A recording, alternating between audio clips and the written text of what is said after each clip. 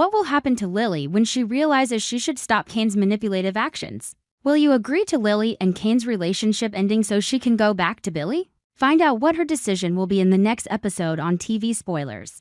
Hi guy, welcome TV Spoilers. Lily stepped into the new week with a feeling that was both vague and dangerous, as if everything around her in Genoa City was moving along its usual rhythm while, underneath, another current kept tugging at her ankles and pulling her off balance. Lately, Kane had been orbiting her life in a way she couldn't properly name, not a blunt assault, not a humble plea for forgiveness, but a series of patient, calculated moves steady enough to make her question her own instincts. Lily knew she had been giving mixed signals. Sometimes she softened out of simple compassion when she heard about his stolen AI project. Other times she went rigid, not because she wanted to punish him, but because her body remembered too much and her mind refused to forget what it had cost her to rebuild herself. On the surface, it looked like a woman trying to remain calm around a man from her past. Inside Lily, it was a war between empathy and self-respect. Between an old language her heart once spoke fluently and the hard-won maturity she had paid for in private tears and public strength. And then the moment that changed the color of everything arrived in the cruelest way possible. Not with a loud betrayal, but with a story told in a tone of smug satisfaction. Lily wasn't trying to eavesdrop. She simply passed by, slowed down because she heard her name. Because some instinct warned her that she was being placed on a table like an object, rather than recognized as a person. Behind that door, Kane was talking to Billy with the kind of easy arrogance that comes from believing you've just played a brilliant hand. He wasn't speaking about Lily as a woman with a heart, boundaries, and a history that still ached if you pressed the wrong place. He spoke about her like a variable he had read, a lock he had figured out, a door he could open once he found the weak hinge. With far too much pride, he admitted he'd recognized Lily's compassion, how she had felt for him after his AI was stolen, and he'd used that sympathy to create an opening for reconciliation. In Kane's version of events, Lily's hesitation wasn't nuance, it was proof his strategy was working. Her silence wasn't dignity, it was a reward he had earned. Her decency wasn't character, it was a tool he could pick up and turn in his hands until it served him. What stunned Lily wasn't only the content, it was the ease with which he said it. If Kane had confessed with remorse, Lily might have still been hurt, but she would have had somewhere to put that pain. Some space to believe there was a human being behind the mistake. If he had slipped up accidentally, she might have gone cold. But she could have told herself it was clumsy, thoughtless, not deliberate. But Kane spoke as if he were listing accomplishments. As if turning Lily's compassion into a ladder back into her life wasn't a violation, but cleverness. Worth praising. Worth admiring. Lily stood outside the door and felt the insult land with surgical precision. She realized there are forms of humiliation that don't require cruel words. All it takes is to treat someone's kindness as weakness and their heart as leverage. For the first few seconds, Lily didn't even feel anger. She felt numb, as if her mind slowed time to protect her from the impact. She replayed every recent moment with Kane under a harsher light. And that light was so cold it raised goosebumps on her skin. Every time she had softened, every time she had told herself she was simply being fair, simply listening, simply seeing him as a person going through something, those moments were suddenly dragged backward and stained. Lily felt tricked, not because she was naive, but because she had dared to believe people could grow. She had wanted to believe loss and violation in AI project stolen. A life disrupted could strip Kane of some of his entitlement, that it could quiet his need to control. She had been proud of herself for not reacting from old wounds. But Kane had turned that progress into a joke. Disappointment didn't explode right away. It condensed, thickened, and then transmuted into the most dangerous kind of fury, organized fury. Lily wasn't angry like the woman who once felt abandoned. She was angry like a woman who had rebuilt herself brick by brick, and was now being treated as a door that could be forced. She felt degraded because, in Kane's eyes, her empathy wasn't a strength, it was a predictable crack.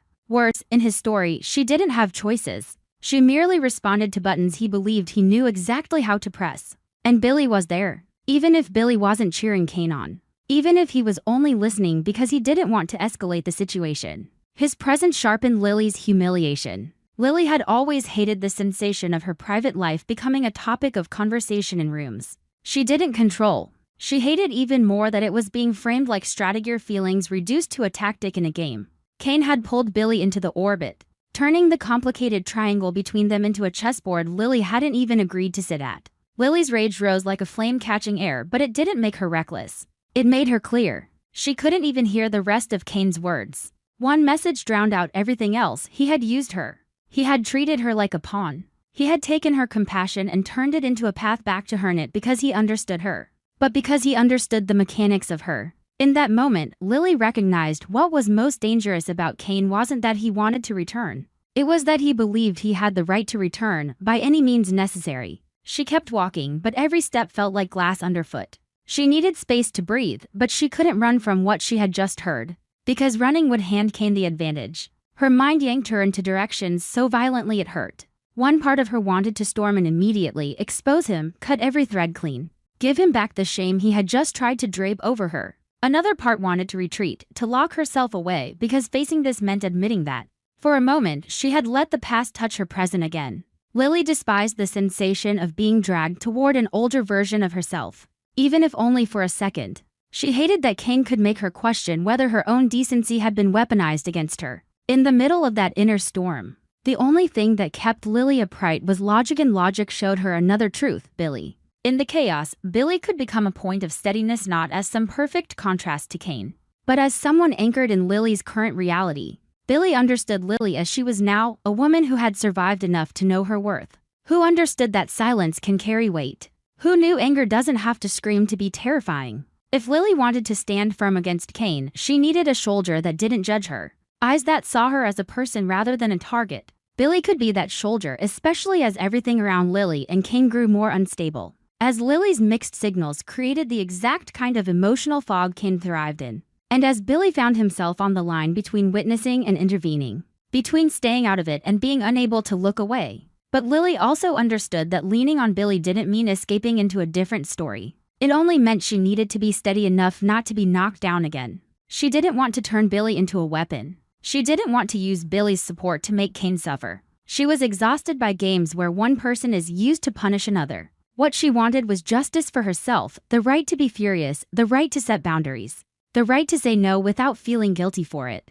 Lily drifted back toward the hallway, drawn by the pull of unfinished truth. She couldn't let Kane believe she was still the woman who could be guided by emotion and maneuvered by pressure. She wanted him to know she had hurt him. She wanted Billy to know she didn't need anyone to translate her humiliation into something easier to swallow. But as Lily stood there deciding how to step into the confrontation, where to erupt or freeze, to sever or dissect, another thought struck her so sharply it nearly stole her breath. Kane might have expected this. Kane might have already written the scene in his head, already prepared to turn her anger into another test he could pass, another obstacle he could overcome in the story where he always wins. That idea made Lily shiver. She knew she had to be careful, because if she reacted on instinct, she would simply fall into the shape Kane believed he had mastered. She drew a slow breath, forced her rage beneath a thin layer of composure, and took one more step. The door ahead felt like a boundary line. Cross it, and she could no longer pretend any of this was misunderstanding. She would have to choose how the game ended or let the game swallow her whole. And just as she prepared to appear, she saw movement inside, Billy turning, as if sensing pressure in the hallway. Kane pausing mid-beat as if catching a signal he hadn't expected. And then Kane's gaze lifting straight toward the door. Lily froze, her heart pounding. And in that split second she understood that Kane knew she was there. The only question left was whether he would panic because he'd been exposed, or smile because he believed he had just opened the next round. After everything Lily had survived, she thought she had learned to recognize traps when they were still disguised as kindness and offer. That sounded reasonable, a touch that seemed innocent, a look that carried the weight of the past without admitting it. She had grown up through falls no one fully witnessed, through mornings when she had to stand again while everyone assumed she was fine, through choices she made with a steady face even as her heart quietly argued. That was exactly why Devin was truly worried now. He knew Lily wasn't the kind of woman who could be swept away by a sudden rush of emotion anymore. But he also knew she had a dangerous habit: she carried everything alone. She endured in silence until her self-respect hardened into a wall, so tall no one could reach her in time. Devin saw her strength, kind that comes from survival, but he also saw the rare softness that remained inside it, the softness reserved for family, for memory, for what once felt like home. Kane had returned right into that fragile territory, right when Lily was trying to hold her balance between a present she had built through discipline and a past that still called her name when she least expected it. The closeness between Lily and Kane arrived like an emotional misstep, but it also felt like an opening Lily had sworn she would never touch again. They didn't need long explanations to sense how time had worn the distance down. They didn't need to say it out loud to understand they were standing in a gray space, where regret and hope blurred together, where a single look could drag up the days they once believed love could fix every mistake.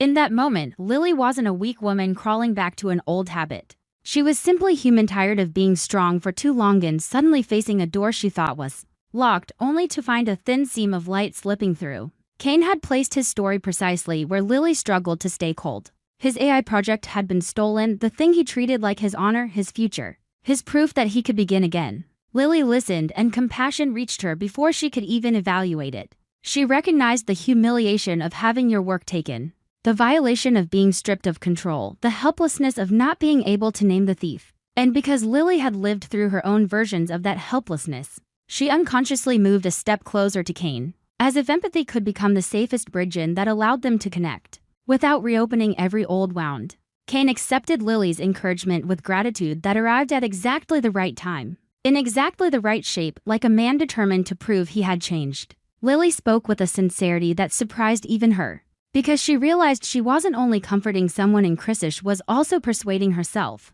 that the past could be rewritten by present decency. She wanted to believe Kane was no longer the man of selfish choices and spirals that drained her. She wanted to believe the theft of his AI had forced him to understand what it meant to be hurt, betrayed, shoved into a corner without defense. In Lily's mind, compassion wasn't weakness. It was proof she refused to let life turn her into stone. But that was precisely why Devin worried. He understood that Lily's goodness was sometimes the very thing others used to bend her boundaries. He didn't have to say it aloud, his concern lived in the way he watched. In the quiet vigilance of someone who can see a storm forming long before anyone hears thunder. Lily never expected that only minutes later she would be forced to face the truth, in the harshest way possible. She happened to pass by and overhear Kane talking with Billy, a moment she hadn't scheduled into her day. A moment that felt less like accident, and more like fate deliberately placing her in the exact spot to hear, to understand, and to lose the option of denial. Lily stopped, not out of curiosity but because she heard her name, and immediately a cold unease crawled up her spine like an old instinct waking. Inside that room, Kane spoke with a slick, effortless smugness, too comfortable, too sure of himself, like someone showing off a victory. He wasn't talking about Lily as a woman who had offered him patience and space. He spoke about her like a predictable reaction, a weakness to exploit, a door that would open if you knocked with the right rhythm. Kane bragged that he had read Lily's sympathy about the stolen AI, and had used it to create an opportunity for reconciliation. Every word Lily heard landed like a slap, not loud, not dramatic, but sharp enough to leave her reeling back as it exposed that the closeness she had just shared with Kane might not have been healing at all. It might have been a move. Kane went further, revealing details of how he had used the stolen AI as a carefully designed lever, describing just enough loss to trigger compassion, emphasizing betrayal in a way that pushed Lily to connect it to her own scars. Then, stepping closer as if he wanted nothing more than understanding, Lily stood outside the door and felt her body react like it was sensing danger, her temperature dropping, then surging. She was stunned by the realization that she hadn't simply been misunderstood. She had been understood with cruel precision. Her empathy had become a tool. Her maturity had become a tactic. The boundaries she had built with pain had been treated like a challenge to conquer. For a few seconds she didn't cry and she didn't explode. She went numb because her mind was rearranging reality in real time, if Kane could say that. Then the moment she had offered him wasn't sure a deed was harvested. If it was harvested, then she had allowed someone back into a place she had sworn no one would enter again. The disappointment began as a hollow ache in her chest, but it quickly filled with a fierce, silent rage sharp as a blade. Lily wasn't furious in a messy, uncontrolled way. She was furious in a disciplined way. She felt deeply insulted, not only because Kane had deceived her, but because he dared to tell the story of deceiving her with pride. In Kane's narrative, Lily wasn't a woman with choices, she was a target to manipulate, a person to read, a heart to steer. And what hurt most was that Lily had given him the opening with her own decency. She had believed she was strong enough to listen without being dragged back, wise enough to empathize without losing her ground.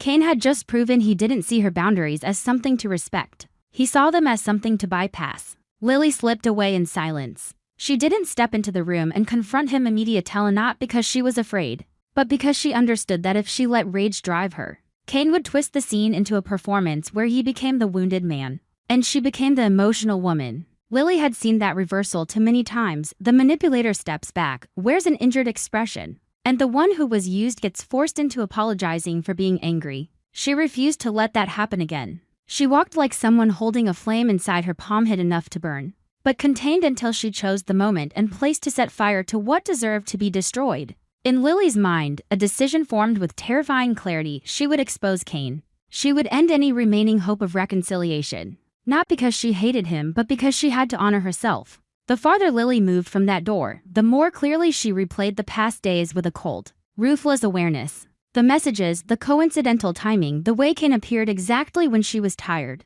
exactly when she softened, exactly when she doubted her own strictness. Lily began to see a pattern, and the pattern made her feel sick. Cain wasn't only working on her through emotion. He was working on her through the one thing Lily could never treat lightly: her children. She realized Cain had been trying to use Maddie or Charlie to influence her, to push her into feeling trapped between two cruel options: stay firm with Cain and risk making life harder for the kids, or soften and betray herself. That kind of manipulation didn't need to show up as a direct request. Sometimes it was simply the setup, placing Maddie or Charlie in moments where they became mirrors of nostalgia, turning them into reasons Lily might whisper to herself, for the children, maybe I should try. That was the point where everything crossed a line. Lily's anger was no longer just about being deceived. It became something darker and stronger: fury at the idea that her children could be used as instruments in an adult game.